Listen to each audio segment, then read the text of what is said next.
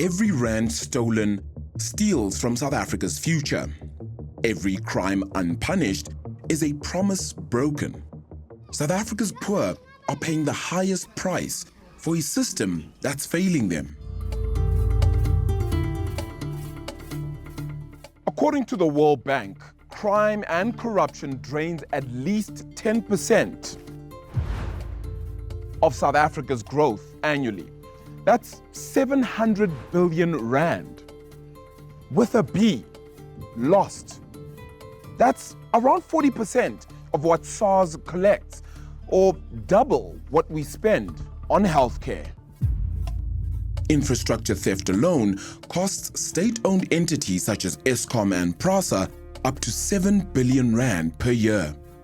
The World Bank senior economist Benedict Badel says crime is not just a social issue, but also an economic cancer.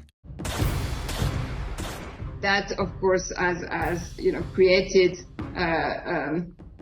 somehow a vacuum in terms of the efficiency to deter crime and have high opportunity cost of crime, and that has created the space for crime to thrive, and especially these more complex forms of organized crime. Corruption diverts funds meant for housing, education, and healthcare. As of 2022, only 10% of adults were literate. Over 1.5 million house burglaries occurred in 2024-25, yet only 43% were reported. 811,000 cases of consumer fraud were recorded last year.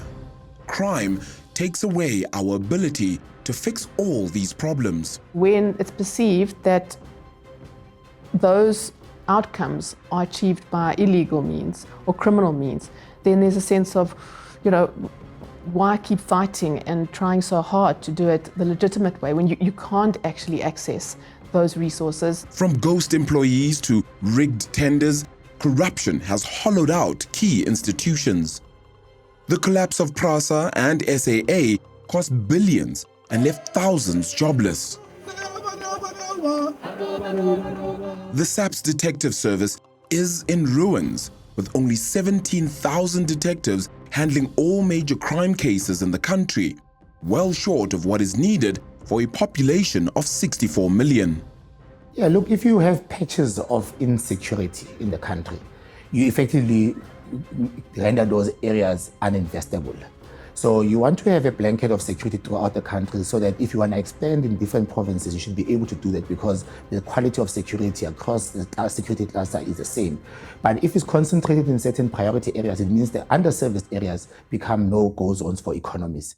But it is explosive exposés, much like Lieutenant General Nhlanhla Mkhwanazi's presser in July, which highlight what bold policing, along with extensive evidence, can unravel for our fragile economy. The solutions? But if an enemy comes to you, attack the enemy. Don't allow the enemy to take advantage. You can't just lie with your arms in your hands like that. You have to fight. First of all, it starts with having qualified and trained personnel, but then they've also got to be held accountable. And things like you talk about technology and equipment, things like the body cameras that they want to roll out. Corruption isn't just criminal, it's also a moral collapse. Millions of South Africans are too afraid to report crimes or just don't trust the system to do anything about it. The poor are trapped in cycles of poverty, crime, and despair. Public trust in democracy and justice is eroding fast. I feel these drug dens need to be closed down. These gangsters need to be picked up on a daily basis. You see that kids don't have the peace anymore like those days. Every time when they're busy shooting in the road, they must run in. And they must all day stay inside.